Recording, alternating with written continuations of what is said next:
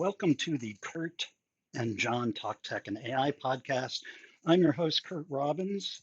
This is my co host, Mr. John Bailey from the Mindset Genesis in beautiful Las Vegas. Hey Kurt, how's it going? Everybody's all sluggish due to the cold weather and all of the turkey yesterday, right? Oh, turkey, cold weather, football games, whatever you want to call it. Something's in the air. Exactly. Well, we're back this week. You know, holiday week, it's always easy to take the week off, but we decided to keep the ball rolling. And because, regardless of the holiday, a lot's going on in AI and tech, right?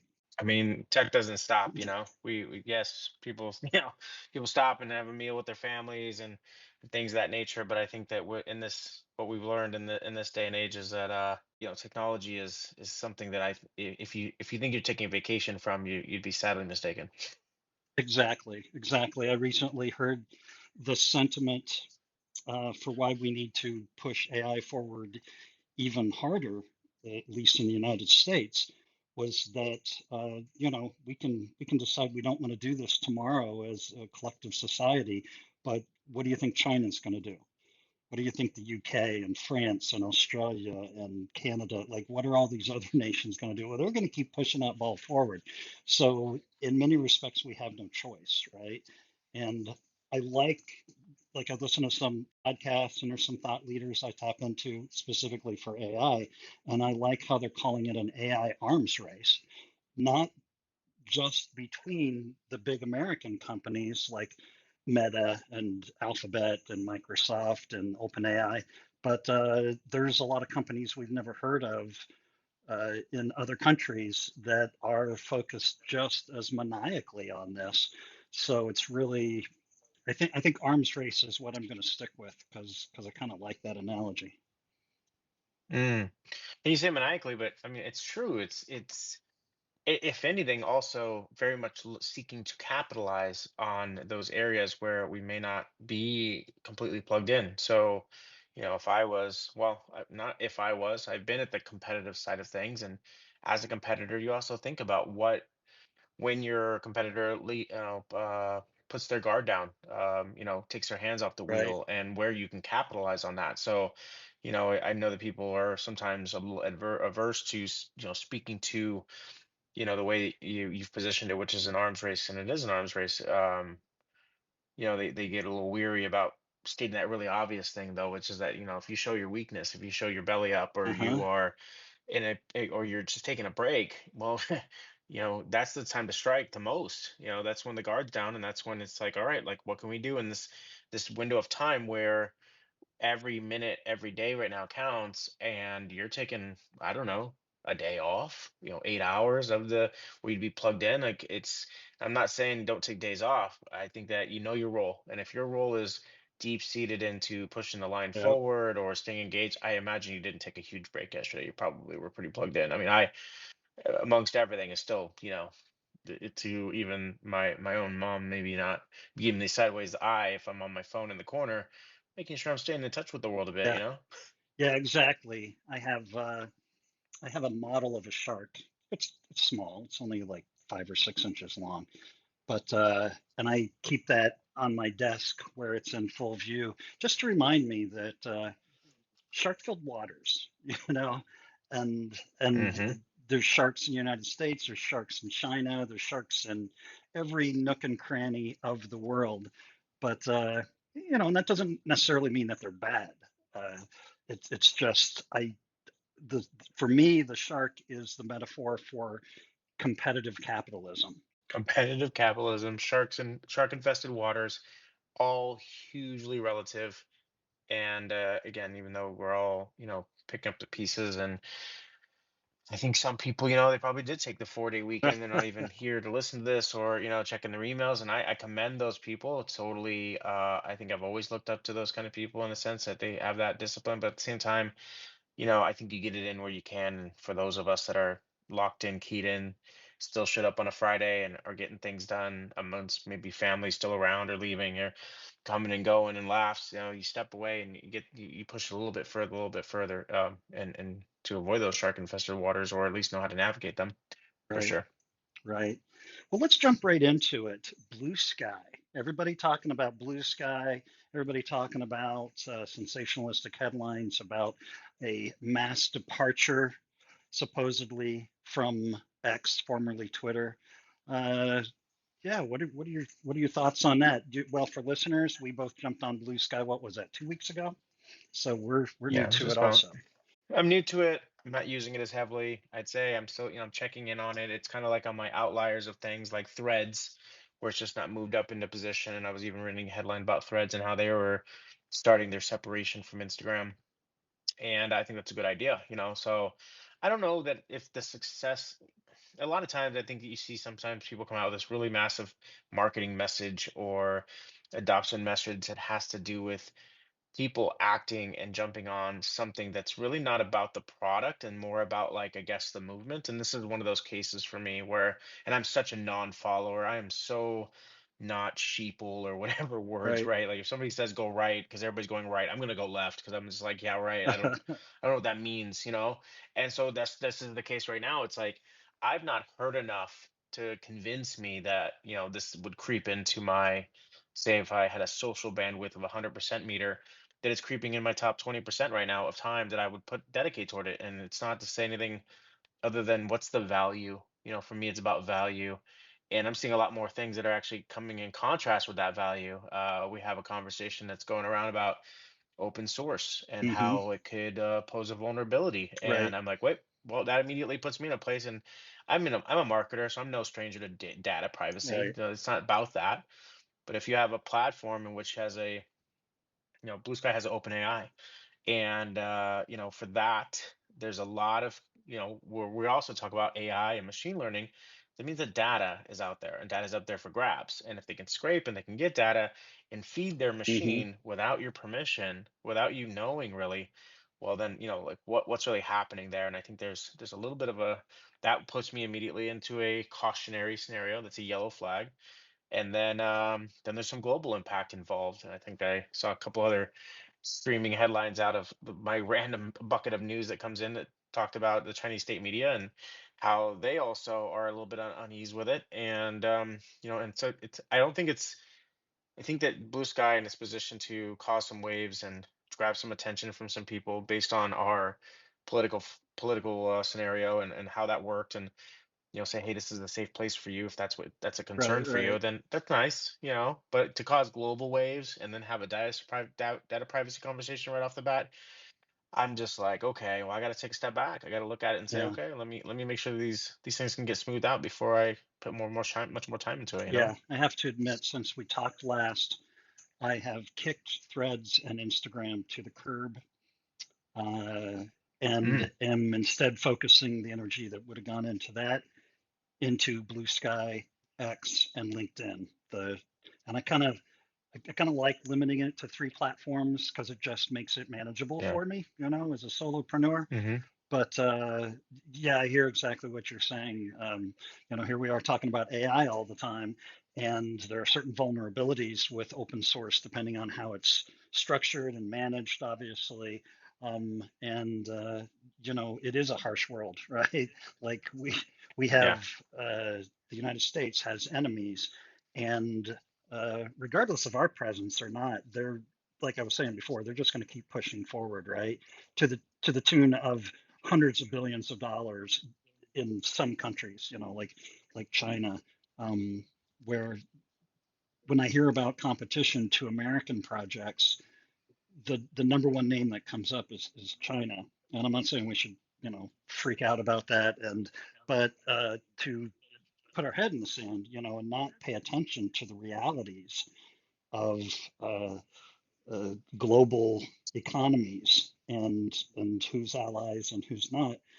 I think that's really stupid, And Yeah. I was happy to see, and we haven't talked about this yet, but a couple weeks ago, multiple AI companies partnered with various government agencies, particularly in military and intelligence. And I think that's a great thing. I know that's very controversial, and when some people hear that, especially if they're left leaning. They don't like that. Oh, the AI kids have already sold out to the government. But no, I want the smartest AI kids in the world helping America stay secure, quite honestly.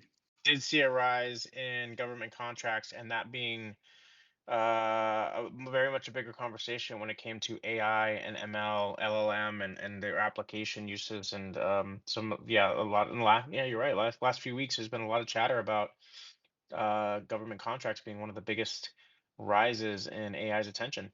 AI companies, AI platforms, people that are actually driving it because well, I mean, they're synonymous in a sense. You think about it, AI, information, data, knowledge, Right, right. privacy, regulations. Yeah, they're all going to be in their wheelhouse. And I think China's media, state media, is like struggle. There are more struggles with social platforms that stem for issues like with resource allocation and content disconnect. Like, I think because they have such a rigid ideological, framework around how information gets shared and broadcasted and Hmm. advertised in their own country, that it's more or less for them at that level, right? They're even though I prefer it as an alternate social media source, they're rising because of maintaining that influence on a platform with harder to manipulate algorithms and largely liberal base, right? Uh, they're gonna get angst about it. So, and like I said, there's no right and wrong here for me. It's not actually about how I see it and my views. It's more or less like, well, let's not, as we're kicking the tire down the road, let's see if we can avoid smashing some cars along the way. And this is not the best scenario, when if you want to talk about just overall, social media adoption and how we play that game. Um, because then those other things come into play as well, like tactics like bot networks and stealthy ad campaigns and stuff that really kind of is like the problem more so in the social media space. I know we get really hung up on people's opinions and audience communities and things like that, but for the most part, that's actually not the biggest concern. I think my biggest concern even right now is like I think I mentioned with you in one of either the last one or the previous session where again I'm getting random rogue messages from random people that are trying to either bide my time, where it's a hot lady, as we talked about a little bit earlier, that's trying to say hello, I want to meet a friend, that is obviously not a person, or as a person, or is not of that person that's representing themselves. And hey, I guess I'm a target. I'm a male. I'm 42 years old. I got, like some social media presence, and I got to talk about stuff. So I guess why not hit me up and try to scam me? Yeah, To the people commenting on my LinkedIn that says send me a connection, when you're like, you could just do that yourself. I mean, there's just some of these weird things that don't make sense, and they're just gonna grow the more we stop focusing on it. So I'm aligned with the angst of the, like, okay, with such an open platform, both the issues of, controlling, manipulating people that are manipulating algorithms and are using these tactics to build bot networks and stealthy ad campaigns. It's like just all vulnerabilities for humans. And the thing is, like, not everybody's like us. No one's like me or you, where we look at this stuff and we're like, oh, it's clear as day that this is a scam tactic and I should just block, ignore, and move right. on, not even interact. Well, there's people out there that aren't exactly armed up with that kind of lens, and so they're gonna get taken. And Yeah, so like even in the uh when I hear about um identity theft and different privacy and data breaches, I'm just like, this all returns me back to my high school years, and I in business classes where I was just like, caveat emptor, yeah, like buyer beware. Like, are you not paying attention? Are you not keeping up with the latest scams and things, and you're just kind of taking it at face value that the internet has put this really attractive yet lady in your inbox, and that right. was legit. I mean, you're not attracting that in real life. I think you should question how that's happening that way, right? Like, someone's on the take. And so those things are important. But I think also that decentralization message, how we're enhancing privacy and content control, all that's also the challenge at the same time. If you think about it, you can leave X all you want, but X has had a long battle of having to figure out how to make the best information with, reducing censorship and misinformation, but also allowing things to go through. And they have like an interesting battle. Meta dealt with this too, right? Meta's Instagram and Threads for people to know. And I think the challenges lie ahead. Data scraping incidents will reveal vulnerabilities in their open AI approach, or open API approach. So, like, although they have this open approach and come one come all, and anybody that's doesn't want to deal with that kind of stuff, cool. But it's also going to reveal some vulnerabilities. And then there's still like a big question that remains on how decentralized platforms can even balance user empowerment with protection, privacy, and security Right. at the same Because time. it's kind of Like it's a inherently balance. the Wild West, if I understand the Yep. technology right. That Hmm. there's, major, very significant differences between centralized and non-centralized networks like that. It's just the underlying pipes are uh, very different. Yeah. Yeah. So I think in contrast to platforms like Meta's Threads, right, that operate under stricter centralized control, their open Blue Sky's OpenAI and decentralization could provide users with a sense of data security. And they're going to get there. Hopefully, that's part of it. But they also, while leveraging that same data for internal AI and training, there's just so much stuff going on here. So I guess that's why, admittedly, it's not my number one. I guess I'm not really number one in Instagram and Meta either. That's or Threads. That's for me. It's still very like I said, nice images, cool videos, food, stuff that's not exactly, I guess, my demographic right now. Maybe it was about 5, 10 plus years Right. ago when I was big into image production, content production, and even my own photography and things. And now it's like I'm just kind of there. I got a fantasy football group that communicates in a group chat on there, so you know it's a good place, I guess, that keeps me there that way. But Right. yeah, like you, a majority of my bandwidth is actually more spent in some of the apps that we've been working through. And so Blue Sky is it definitely could be on my agenda to get on it. I get, like I said, this stuff has to get cleared up a bit because I'm huge on data privacy. Like that will immediately keep me jaded for a while until I see Yeah. some results here. Yeah. And I've enjoyed Blue Sky simply because I'm, looking for an audience for Yeah. this podcast, for my other podcast, for telling the world, hey, I'm a contractor and a technical writer and a documentation specialist, and you should hire me. Because let's be completely frank, people, that's what we're here doing, right? Like the 1990s and the emergence of the internet, I call it the give to get culture, but traditionally it's been called the freemium culture, right?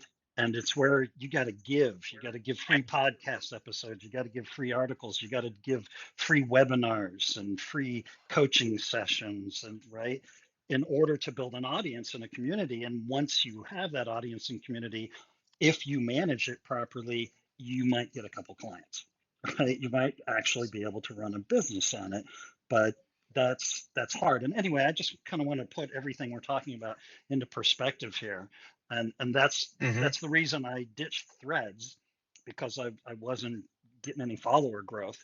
It was just a waste of my time.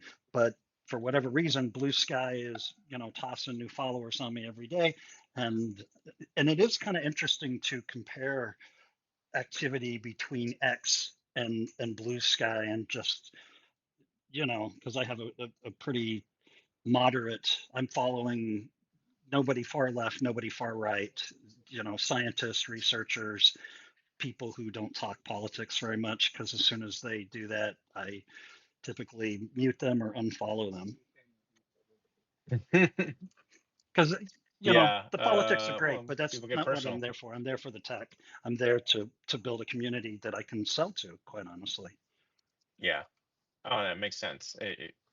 Can go back to a quote I heard, a few weeks ago, which was social media is for the audience that you want to attract and the people that you want to, sell your business or your services, business, or just what you're doing at that level. I mean, especially if you're a marketer or you have your own company or you're a brand or entrepreneur, right?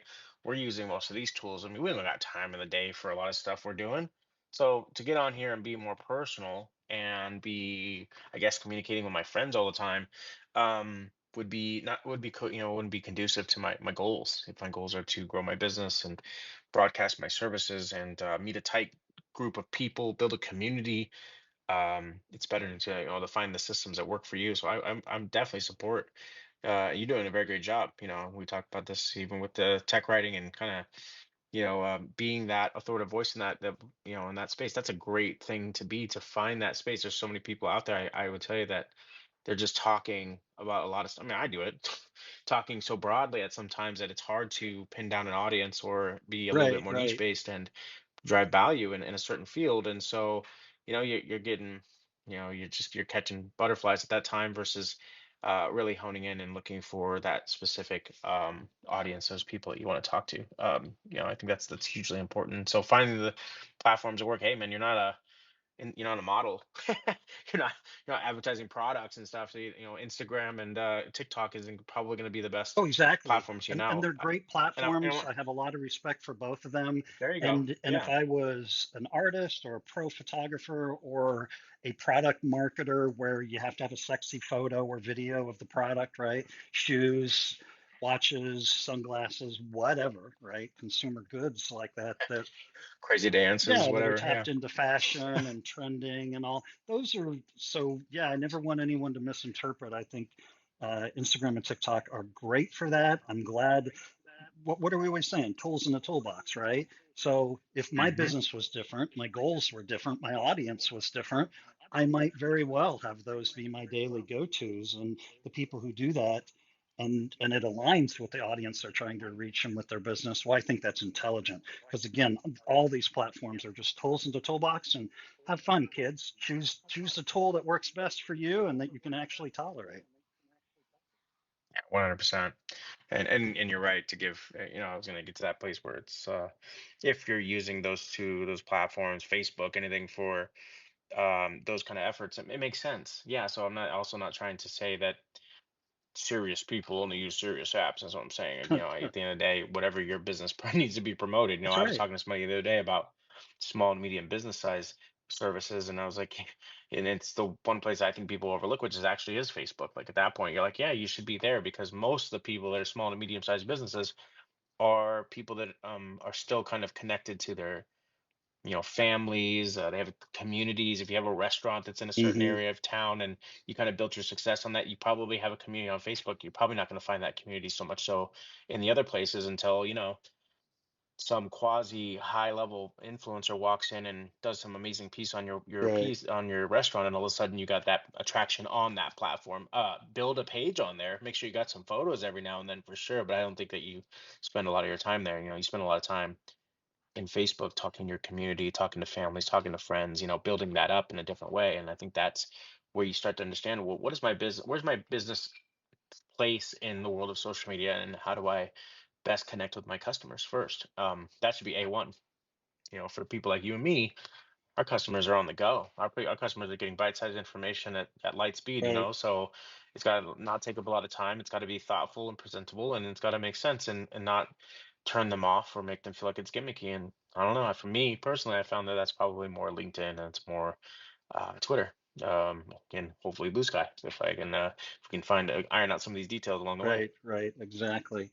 Well, I appreciate your positive feedback, and this is a perfect opportunity to segue into the fact that it was 1 or 2 weeks ago, and you and I were talking offline between episodes, and I have or had another podcast called AI for the Masses, Mm. and you suggested that I changed the name, that I basically rebrand it, and that the general appeal with using the word masses was not a I could do better, right? I could do better. And so I started thinking about this and I was like, wow, you're right.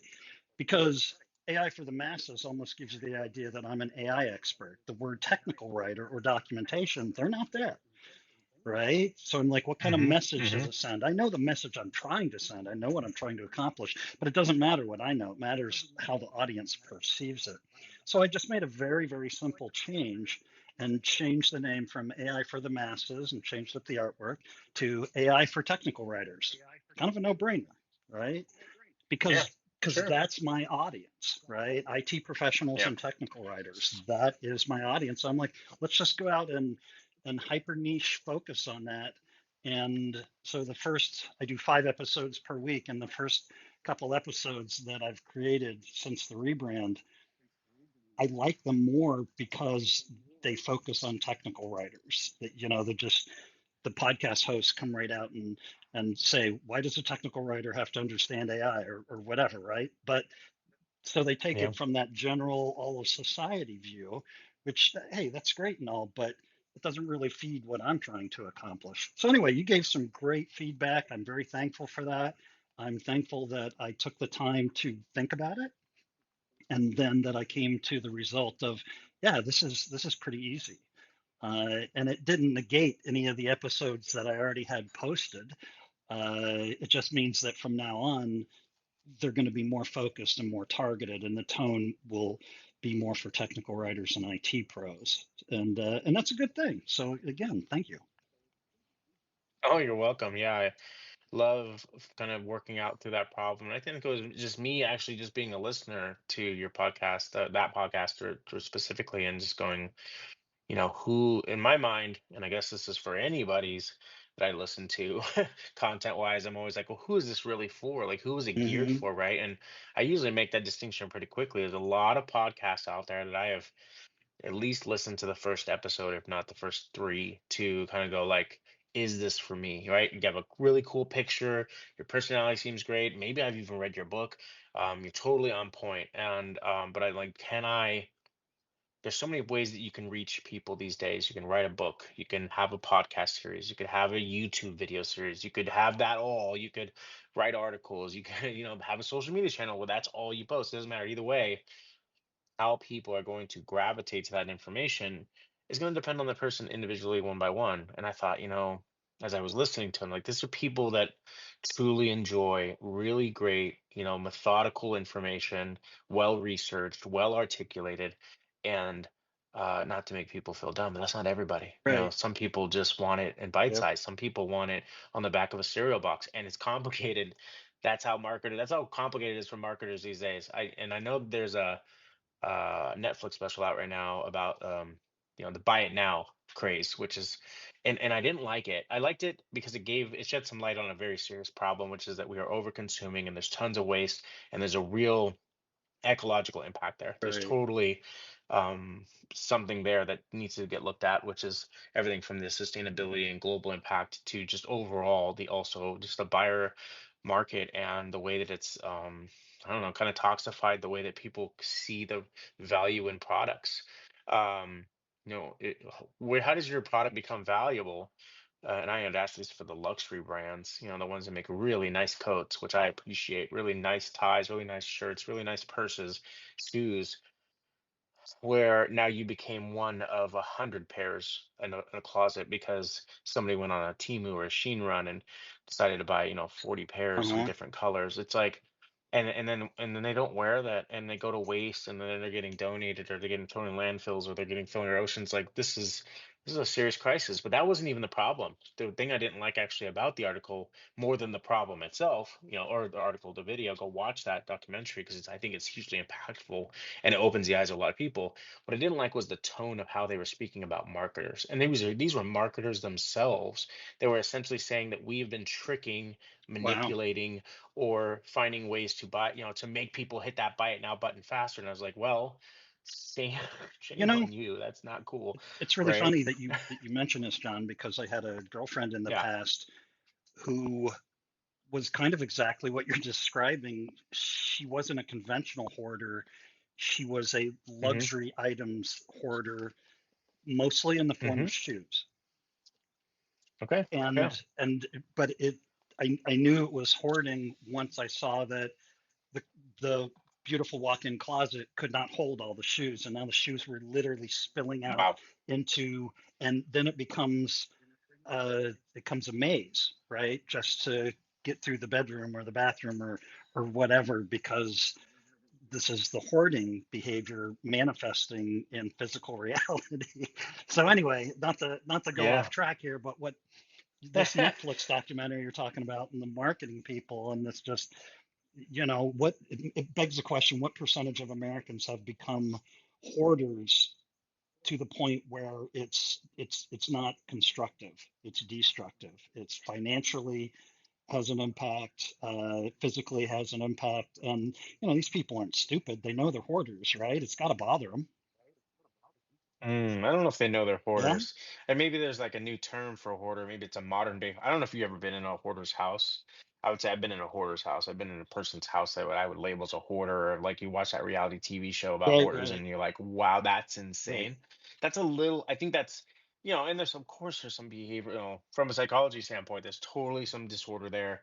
There's totally some, brain chemistry thing that's going on. It's a lot of scarcity. It's a lot of holding on to things because your fear of, and or different things, or you're just flat out lazy. That's Right, cool too. right. We like to collect trinkets. Okay, to an extent of absolute out of control. However, I think that because these people at least have, some organization to it, yes, it's crowded, it's busy, but it's not like they're all in boxes stacked up everywhere around them and you got to walk through, navigate them to get to the couch. I think that's a true hoarder when you can't even open I the agree door to with you, their home. yes. And And when I was a yeah. kid, one of my buddies in high school, we would listen to the Beatles and do other things. And his parents were he didn't they weren't in the scene anymore, and his grandparents raised him.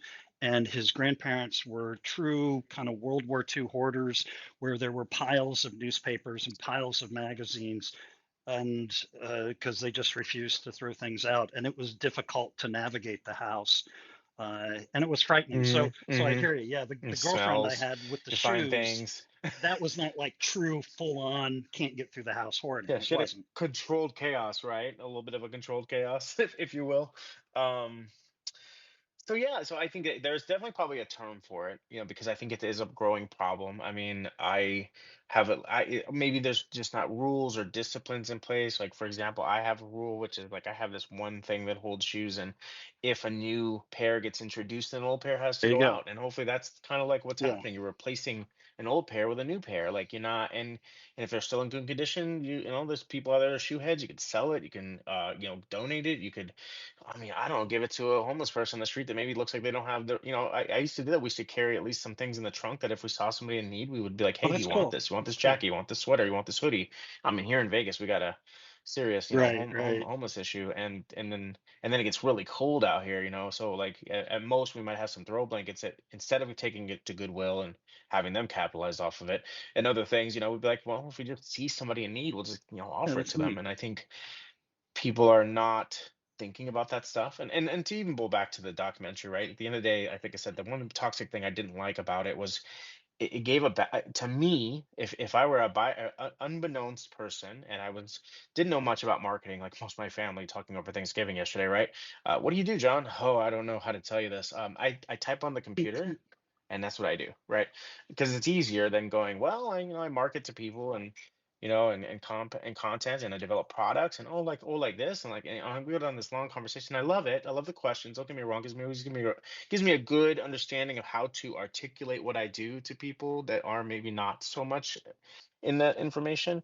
But what I find myself and then reflecting that documentary was, but I'm also not going to manipulate these people. I'm not going to tell them I do something that I don't, or sell it at higher than what it was. Because I could be like very brash. I could be like, I'm, the reason why you bought this yesterday on Amazon is because of me. That's weird. Like, but they painted that way for marketers, and that's what I didn't like about it. I was like, well, if somebody watched that documentary that doesn't have a lot of good like understanding about marketers and marketing, well, now they have a negative Okay, connotation. kind of Now they think that demonized we're them just a trying to bit. manipulate them. Yeah, it made it, even in their own admittance, like like take responsibility. Sure, like you totally use some really, or you work for a company that drove you to make these practices, and you finally woke up and said, you know what, I quit because I can't, like, Right, this is beyond my ethics or integrity. Okay, right, but don't, but at the same time make it seem like all marketers are right, like that, right, because I think there's still really good marketers out there. Good fight, for example, me. A reason why I'm not like a 20x like amazing all-star marketer. I know all the secrets. I know all the tactics. Don't get me wrong. Like this has been my bread and butter for like almost 30 years. Um, I very much have a hard stance against that. I cannot sell a product that I don't believe in. So what does that mean? That means as a marketer, I have to believe in it in order to create content around yeah, it, to yeah, create buyer interest, to understand the customer. And it means that I'm not exactly going to just sell fluff. And I think there's a lot of fluff out yeah, there. And then just the manipulation tactics around, I thought it was funny. They made it seem like customers and people were totally tricked. And I don't know, I guess maybe I a little bit biased, but I look back and I said, but isn't that a responsibility thing? Like, I mean, if you have a second guess about like, what they call, there's a word for it. It's called buyer's remorse. If you have buyer's remorse around something, then I think that there's more going on for you to kind of step back and be like, well, what brought me there? right. Like intentional buyer. activity, or being a consumer in today's age would be like, you'd have to look at that and be like, well, why did I buy all those things? Just because they were on sale? Just because if I stacked 10 items, I got free shipping? Well, you end up spending the same money Right, anyways. right. Like, so you don't understand how that really works. Exactly. You don't understand how it works. Like, if I send you more products, I get breakdown a shipment because I'm sending more shipments per month, and the big logistic carriers love that stuff. Oh, I mean, when the beginning, when you start off with a small business, if you're only sending a few things every like couple weeks or every week, they're like, you're in my higher tier rates, right? Right, But if you're going to start sending hundreds of thousands of packages a month, oh, you're going to get in my elite program, and we're going to give you a good rate. And because we want your business over this business or the other. So there's so much going on there. And I just thought, I think there'd be a documentary to follow up this, say also, and here's how to take responsibility as a buyer, right? Buy it now. And then the buyer responsibility would be my follow up documentary, would say, like, yeah, maybe there's some tactics out there that marketers use to get you to click that button and fill that cart faster and one click and all that stuff. And I think that all that's a very important, because convenience does matter. So it's not like I'm gonna take that away from that. I just think that I'm like, but the buyers could be more educated. There could be, understand why that button's colored that color and that text is colored that way, and why it's so easy, or not. But if you took around somebody's house and they had way more items than they needed, there's a problem. There's a problem right, going on, right. and I guess like that's where that documentary kind of struck a chord, because I was like, hey man, not all marketers are like that. Stop that. Look, some of us are Well, out here and just like selling really good a theme products. we've talked about in the past, the bell curve. And the bell Yeah. curve is kind of the way I look at life, to be totally honest. This really smart guy in Seattle turned me on to the bell curve, and like 10 years ago. And good marketers, bad marketers, good dentists, bad dentists. Most of them are in the middle, right? It Uh-huh. just bam. That's as tersely as I can say it. So I hear you by that science. You know, you're talking about the lower 20%. Well, of course they're scumbags. Yeah, Mm. because they're the lowest 20%. What about the top 20%? Well, they're not, right? Like, and it's Yep. just why I kind of like the bell curve view on life, because it explains a lot of stuff and it puts things in perspective. We love to get all hyped up and all dentists are idiots, or all football players are X and all marketers are Y, and it's ridiculous. It's just completely ridiculous. What do you mean all? I live on this little cul-de-sac, and there's no all about it. Like, you can't get just the people in this neighborhood to agree on something, so, and be the same way. Yeah. So how can you say, yep, all 10 million marketers in the United States, they're all bad guys? Well, automatically Oh your yeah. brain should be flipping in your head, and just questioning the people who either put together that documentary, or who, whatever your information source, in this case a Netflix documentary. But yeah, your brain needs to be looking for these red flags, and anytime a politician or a media outlet says, all NASCAR drivers are X, like, you should immediately freak out and say that's BS. That is ridiculous crap. Anyway, the bell curve, important stuff. A good old bell curve. I mean, and that exists. And I don't even, I guess we got here. How we got here is, I have no idea actually how we got here, and I'm not even, maybe I'm still in that turkey blues right now. But yeah, I guess like, yeah, and there's a lot of documentaries actually I've seen in the last few years that have been more harping on this kind of like victim mentality than it's really just, calling a spade scenario. But yeah, there's definitely a modern day hoarding scenario going on, and it's a meeting between the gap of people that are over consuming and buying too many products, to the other part where then, now where do you put these products, right? So when they're complaining that their rent is too high or their pump is too high, but they like obviously have upscaled their space for the amount of stuff that they have in that space. Well, I think that's called living above your means, in a sense. And it's like, that's going on, and it seems like the buyer interest market is meeting head with that part, and they're kind of like colliding. And that's like, I guess the only thing I just see like, man, this is pretty interesting stuff. But um, and it's only going to get in more interesting, right? Because we talk about AI, and we talk about how people can produce a high amount of stuff in a short amount of time now with AI. And as you take it back to what you're talking about with your podcast and then the tools you're using to create that podcast, I started jumping into them. And I thought it was a good idea. You brought up we should talk about some 11 Labs and some Jellypod today 11 because Labs, love that was them. interesting. Jury's still out on Jellypod, but I like the basic concept a great deal. Hmm. But at the same time, I don't want to focus too much on Jellypod because I realize 6 or 8 months from now, there's going to be 100 companies doing what they do. And that competition is going to be good for consumers, good for small business owners like ourselves. It's going to drive costs down. It's going to drive services and quality of service up because they're all trying to outcompete one another. So I'm really excited about some of the tools that are rolling. I think this is just Jellypod and 11 Labs are just the tip of the iceberg, if you know what I mean. Oh, they totally are. And I was impressed. I jumped into both of these AI powered platforms. And I mean, even after I shared with you the really cool feature that I enjoyed with Jellypod, which was the AI voice cloning, and then I shared it with a few other. And well, the great part about being with having amazing people in the AI community or tech community is that when you share something with somebody, they might have something new to show you too. And so my buddy was able to show me like CapCut has this really cool feature as well. And then I'm learning about 11 Labs for you and even NotebookLM. And I'm like, oh, these are really cool things, right? Because we only have so much time in the day. So it's really, I'm just so thankful I have friends that are trying things that I'm not trying because that means that we're all not, you know, we're all in the same place together. Right. And we get to expose, whoa, I hear what you're trying to solve there. Maybe this might work better because I've been in this. And it's like, dude, that's so great. Thank you.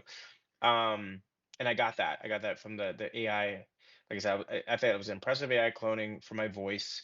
It It was one sounded thing I like was you. like, Yeah, the video you shared with creepy, right? me.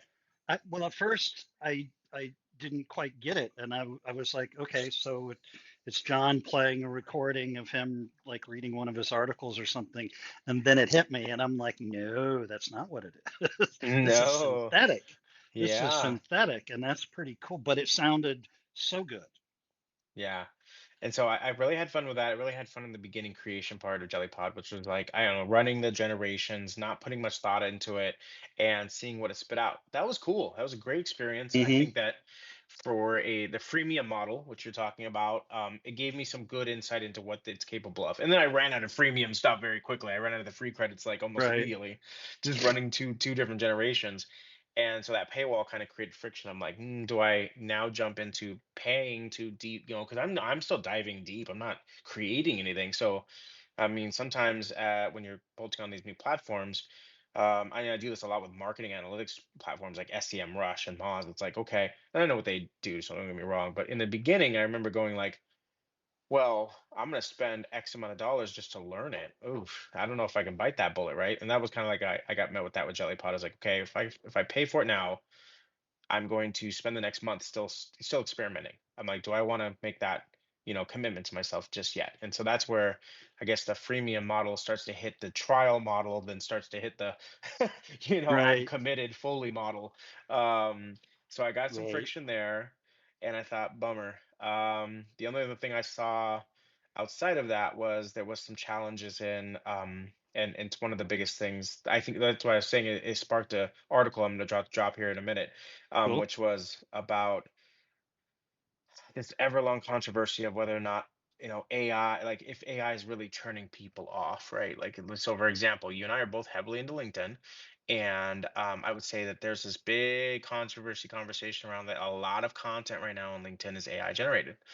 And I saw a few articles, and then one specifically that I'm going to reference really inspired me, which was it was talking a lot about how it's just a little bit saturated with AI. But I was like, you know what, let me take a contrast viewpoint to this and say, yeah, however, it aligns and tracks mostly what Kurt and I have been talking about on our podcast in different areas, which is that it doesn't matter, right? It doesn't matter that there's AI and people are using AI to create content. What matters is the authenticity. What matters is your bullshit meter and whether or not you're able to like read something or look at an image and go, that doesn't resonate with me. That's really cheesy. We obviously know you just put that in AI and didn't put any prompts or any kind of revisions into it. Or that's a really well thought out piece. And where they may have used AI to gather and scrape it, I think that was a good right, and that's for me. Right. So you fall into these categories of how you interpret the information, and then you go, okay. I want to follow that person. I want to engage with that thing. I think so. I guess like when I read through this and I think about Jellypod and I think about like how people might be in angst because it's an AI created tool, and I'm always devil advocate myself. I'm like, oh, do I really want to put this out? People, I'm gonna crank these out, and this definitely solves a problem I've had, which is now finding an extra bucket of time to record my own podcast, and get the content on with editing and engineering the whole thing. And I thought, no, if I'm the guy behind the wheel, I ran into the block that I ran into already, which is that I ran out of freemium credits and I couldn't even get as far as I wanted to. And Jellypod, for example, had some interesting challenges that I hope is opened up with a paid model, which is that I'm going to use also ChatGPT, OpenAI to curate my content and my scripting, but it has the Right. generator. But I was blocked because I couldn't put my custom text into their text to transcribe and create the result I wanted. And then when I listened to Interesting. the back and forth of, because what I was trying to leverage it for, and if I would hope that Jellypod's listening and they catch this one, is that I would hope that when I train my AI voice for me, that I can also then bring two other co-hosts that are on there part-time. That means that they're on every episode, and the dialogue and banter between them is more authentic and organic. It does sound great, don't get me wrong, but when I want to go in there and really engineer it as if these were three people in a room and I was editing this audio, Hmm. that it was much more natural and I had more control over it. I guess it feels like it's on training rails right now, and I don't like that feeling. So that was the only thing I was Yeah. like, okay, that's a little bit of a stop for me when it came to Jellypod.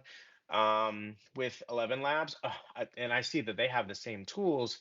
Theirs actually just aren't freemium. Like I can't train my voice on their free. I have to like subscribe. I have to upgrade. But So what's nice yeah, is you can do so starting at about 11 bucks a month, which like anytime you get under 20, like, and Jellypod has multiple levels, but if I were to do Jellypod, the yeah, one I would zone in on personally is 30 bucks a month. it is. So Yeah, you're right, because it had the credits and it has you got some capacity to do some yeah, and stuff, I'm right? not saying there's not value for that, but Yep. like I just got excited about cloning my own voice, feeding it one of my articles, and it might as well actually be me because it all came from me, Yep. you know. And to your point, but so I got to admit, I'm really kind of salivating over that $11 a month, 11 Labs, and Right. now Right. anytime I develop a text article, and I do that several times per week, I can just feed it to 11 Labs, create an audio version of it, and do whatever I want with that asset, right? Make it like you're saying, a podcast, or just make it an embedded link within the text article that says, hey, would you rather listen to this? Uh, but it's power, right? It gives us the power to do more. And if we're creative enough, I think we can use these tools in a way that helps our careers. 100%. And I'm leaning like you too. It was like, all right, well, $11 versus 30. And again, don't get me wrong. I'm probably going to spend both. I'm probably at some point going to spend both, and in at NotebookLM and in any other tool that comes along, because what I've learned over time, being someone that I guess, what did I use for a long time? I think the longest running platform that I've ever used outside of that, if I ever stop using and keep using, would be Adobe and Grammarly, right? So Grammarly I've used for a long time, fully an advocate for them. I could tell you that even with all of your AI stuff, you should still be using Grammarly, period. And then you would never have a typo. I came across a writer contributed piece, but on a very good platform, which I think was The Verge or Forbes. And Hmm. within the first paragraph, there was three typos. And I was like, tell me Yeah, tell me you're not using Grammarly without telling me you're not, because it should have caught that. It should have caught that you didn't have spaces between the exactly. period and that next sentence. Like, I don't know what just happened there. So I'm just saying that's one of them, and I've been using them since like I want to say like 2018, something like that. So a long time Grammarly, and then Adobe, because I'm a creator, and I've been with Adobe since I was buying the software on a disc, or multiple discs. Right. So um, between those two platforms, I could say that Adobe, what they still give me and I still pay for, is two of I don't use all their suite anymore, but two of them religiously, which is Photoshop and Lightroom, because all my photo editing, I do all my photo editing in there, period. Okay. Because I shoot in RAW, and then for Photoshop, it's because of the imperfections. Plus, I love their AI tool, especially if you are using heavily ideogram and Mid Journey and all like that. There's imperfections in audio or in video or image creation still, and so sometimes even that just fine polish of removing some random gibberish characters or something like that is really cool to take into Photoshop, highlight that area and go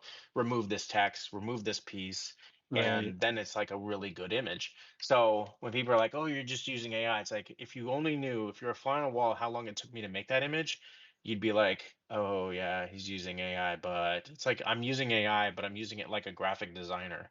Where they like bring me something, I'm like, "Nah, change this. No, change that. No, Right. it's a lot of iterations." And I remember being a designer, working on websites, working on images for people and clients back 10, 15 years ago, where that absolute headache is now alleviated by me working with AI, where they're not going to get mad at me and tell me to screw off if I've revised it 25 times and then Right. scrapped it, because sometimes I just scrap it. You know what? I'm not even having luck with this image. Done. Let's try a different angle. And a designer would go nuts over you.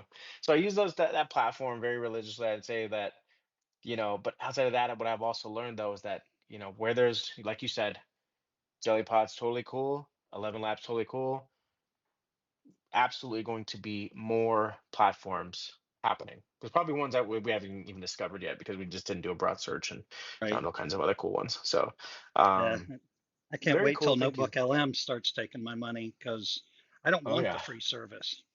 Yeah. I want to pay, right? Yeah. Not too much, but I because I want something where, a paid service now they got to provide a certain level, right, of Hmm. quality Hmm. and dependability, and I just get nervous and feel like I don't have that safety net when it's all free, right? So I'm like, yeah, take away the free, charge me $12 a month or whatever, and in exchange, give me the ability to modify the voices of the hosts, Yeah. uh, 100%. and and then yay, and then Jellypod either makes it or companies like them don't because they got the 800-pound gorilla like Google in the room that can really make or break their day. Look, as somebody, I'm very eager to push boundaries, obviously, and you've worked with me long enough. Know I'm pushing boundaries in all kinds of stuff, not just in tech, but in tech more so. So that's why I'm like, I'm always ready to take those trailing wheels off. So if it comes with some money, cool. Um, I can tell you though, if I'm putting money down, even $11, it's because I'm looking for those really good tools that are going to be just seamless, working well, and a platform that doesn't have a lot of blackouts and crashes and or at least is on top of them. One thing I love about OpenAI is how transparent they are with the errors. So I signed up for all their error reporting. So I can see when they're having some issues, and I appreciate that because I'm like, okay, it means you're not perfect. It means you're like solving problems in real time. And if you're signed up for it, people like me are proactively knowledgeable of when things are happening. High level of Right. fails, we're looking into it. High level errors, we're looking. I'm like, that's great. Yes, Yeah. go do that. Be transparent. So I think that with these two companies and every other company that's trying to impress us with their innovations, like I think the focus on monetization contrast, for example, like Audacity and GarageBand, those are two that they both remain free and offer robust creative tools for non-AI workflows. So um, it's kind of interesting to see how people balance their model and what they find extremely valuable and what they're willing to kind of let out and then make more add-ons. I'd love if Right. the next platform that actually is more or less like maybe a one time, like Final Cut Pro. I have a Final Cut Pro X. I paid for it once and I never have to, outside of just looking for maybe some new transitions, new templates, which I'm going to pay for or not pay for, depending on who's offering them. Um, the base platform I still have. I can still use it from all the tools I had when I bought, years ago. So I think that's pretty cool. So yeah, however you balance it, just realize there's people like Kurt and John over here that are willing to just pay for it up front or pay for it where the value matters. And I like, so yeah, it was a good dive though. I'm still learning a lot.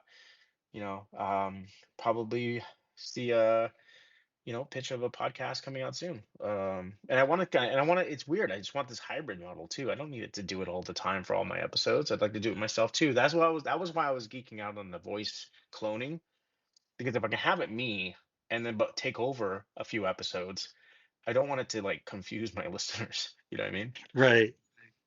It's still me. I'm still writing the script, still putting it in there. I guess that's why I was like, oh, I want control over a little bit of the scripting and transcribing more than I was giving me because I'm doing that in the background. I'm still going to do that. I still, I've always done that. So looking forward to the updates. Like I said, for me, it was more or less just the voice cloning because as I continue, it was cloning and the customization. For me, we'll go there and really tweak stuff. And I think that I just think that there's some. I'm looking forward to the updates.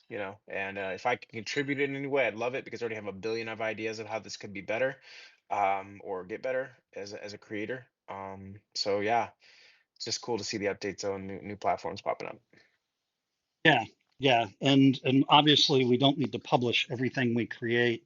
And I did an experiment a couple of weeks ago where I believe I used ChatGPT and had it write an article for me, like an 800-word article on a tech subject. Hmm. And and then I handed it over to, and I purposefully did zero editing. And I handed it over to NotebookLM, did not pass them a note, just did not give them any guidance, just said do it. And listened, it gave me like a 14-minute podcast, and I listened to it. And then I did the exact same thing, but I edited the article. Now, I didn't spend, normally it would take me 3 to 4 hours to create an article like that. Let's say I spent 20, maybe 30 minutes. Okay, so it's a great value ratio for Oh yeah. busy people like us. And so I'm putting some effort into it. And then I Notebook LM, I gave them lots of guidance, told them what to do, what not to do. And just putting that little effort into it, I found, and again, maybe I'm biased, I probably am, but I found the one that had a little input from me to just be much better. I thought it was just a much better product. Uh, and so that's what it is for me. It's taking 4 hours and turning it into 30 minutes or 45 minutes, something under an hour. Well, if all I do is go from 4 hours to 1 hour, that's a 4-to-1 ratio. That's an efficiency that is mind Huge. blowing in the modern age, right? There's, big companies that'll pay billions of dollars to get a percentage of a single point improvement in any of their operational standards, or so, so that's what I find so exciting about it. But I did actually do that experiment with just putting as little effort into as possible, and it was a surprisingly good product. That final podcast was shockingly good, but I knew I could make it better. And so that's what, why would you invest time if there wasn't a payoff in it? So that's, where I've dialed it in. It's like, no, I'm not going to give 4 hours to that article anymore, but I'm going to give it some time because it'll be better if I do. Oh yeah, for sure. Yeah. Oh, so I'm glad to hear that when you ran it with the least amount, it still came out good too. I'm actually surprised sometimes when I overcomplicate like an image generation, like a prompt. I'm like, oh, do all this, and it's just not landing and not landing. And then I strip all the words away, and I'm like, make me a dog Right. standing in the field with a bone in his mouth, and it's like comes out the way I wanted the first time. I'm like, okay, all right, well, points to you. I overcomplicated it. Yeah, I did exactly that with ideogram last week, where the prompt just kept getting bigger and bigger and bigger, and some cool things were happening, but yet overall I still wasn't getting an image that I could publish, right? It just felt like it was out of control. And yeah, I started all over again and just put in a single sentence, and it gave me what I wanted. So sometimes you got to do that. Yeah, sometimes you do. Just not overcomplicate it. Just run with it. See how it goes. Contrast. Do both. I do. Sometimes I'll change a word here, change a word here, change a phrase here, and then kind of run them both to see what it comes up with. It's pretty cool. To play with these tools, man. I think it's great. Yeah. Well, we're at about an hour, so I think we should shut it down, and we'll go ahead and we'll do a bonus episode this week. But want to thank all our listeners for this main episode this week. And I like that we're, continuing, we're basically creating threads of discussion because we're not just talking about Jellypod for 5 minutes during, last month's episode and then dropping it again. These tools are evolving. We are adopting them in our real daily workflows. And so we're just kind of sharing with listeners what we do and trying to kind of keep you present of it. And you notice we mention prices on things because let's put it in perspective. Is that an $80 a month service or is that $8 a month? Because it matters. So I want to thank all the listeners. Thank you, John, for coming by during a holiday week. Yeah, absolutely. You're welcome. Good to just continue the conversation of the things that we sometimes even can talk about in the background. I think to encourage listeners, just with all these rapid advances comes challenges. So look at the privacy, look at the autonomy of platforms and things that you're doing and how they're benefiting you. And if you align with us, comment on one of our posts, and uh, hope to have you next week. That's right. All right. You have been listening to the Curt and John Talk Tech and AI podcast. We do it once a week. Old school, real human being talking to a real human being. We don't really script it. We do only minor editing, and we try to. We haven't missed a week yet, so we are putting it out there in a way where it's not like a daily, and you don't have time to listen to it. We try to make it a little more digestible. So thanks again, and we will talk to you next week. Thanks, everybody.